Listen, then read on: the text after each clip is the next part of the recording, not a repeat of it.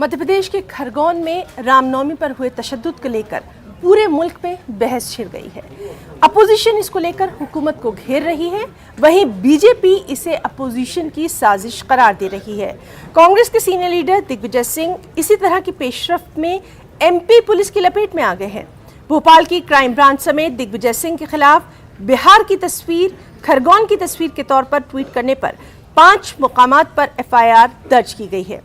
Police ने उन पर मजहबी जज्बात को ठेस पहुंचाकर तशद्दुद फैलाने का इल्जाम लगाया है। वहीं बीजेपी ने साबिक उजियाला दिग्विजय सिंह के ट्वीट को बैनुल अक़वामी साजिश करार देते हुए जांच का मुतालबा किया। शिवराज हुकूमत के वजीर विश्वास सारंग ने भी ट्विटर के सीईओ पराग अग्रवाल को एक खत लिखा है और इस खत में उन्होंने दिग्विजय सिंह के ट्विटर हैंडल को बंद करने की अपील की है।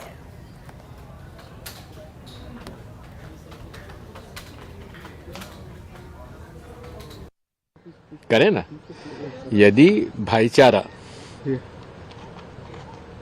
प्रेम, सद्भाव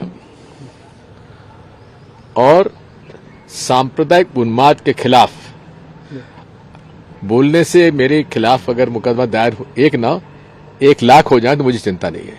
सर, मगर वो जो आपका ट्वीट था, उस ट्वीट को लेकर उन्होंने मामला उस ट्वीट में भी क्या था? मैंने प्रश्न पूछा है, क्या ये उचित है? सर, उनका कहना है कि जो पिक्चर थी वो मध्य प्रदेश की नहीं थी, खरगोन की नहीं थी। हाँ, तो ठीक है, मैंने डिलीट कर दिया। कांग्रेस के